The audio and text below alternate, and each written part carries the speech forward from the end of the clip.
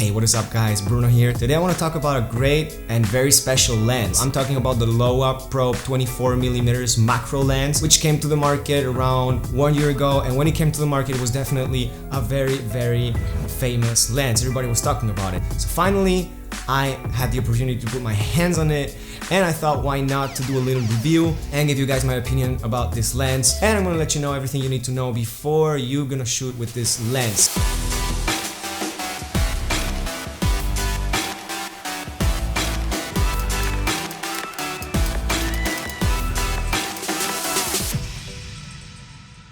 Probably one of the biggest deals about this lens and what it makes it so hard to work is that this is not a low light lens. It goes from f14 to f40. You need to think about that, and you need to think how are you gonna light the subject or the scene you're gonna do, because again, if it's not good light, you're gonna end up putting your ISO like at 25,000 or whatever, and it's gonna look bad. If you're outdoors and it's sunny, maybe it's not the big problem. So the second thing to say about this lens, this is a full frame lens. It was designed for full frame. It's gonna work with your APS-C sensors. I was actually surprised when I took it because it's kind of light. It's not that heavy.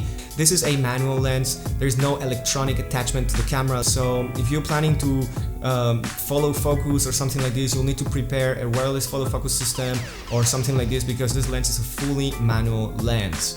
You can actually put the lens into the water, so it's waterproof. And another thing to mention about this lens is that you actually have here inbuilt LED lights. So you connect this cable to a external battery. It could be V-mount battery you have rigged on your camera, or it could just be power bank that you somehow put here or whatever. You don't really have the option to turn them on and off when it's connected, but you can buy a cable that allows you to switch on and off, so it's much more comfortable than just connecting it to, let's say, a power bank and having it the whole time on. So if you're gonna shoot with this lens, another thing to have in mind is that you're gonna need to have a very smooth slider.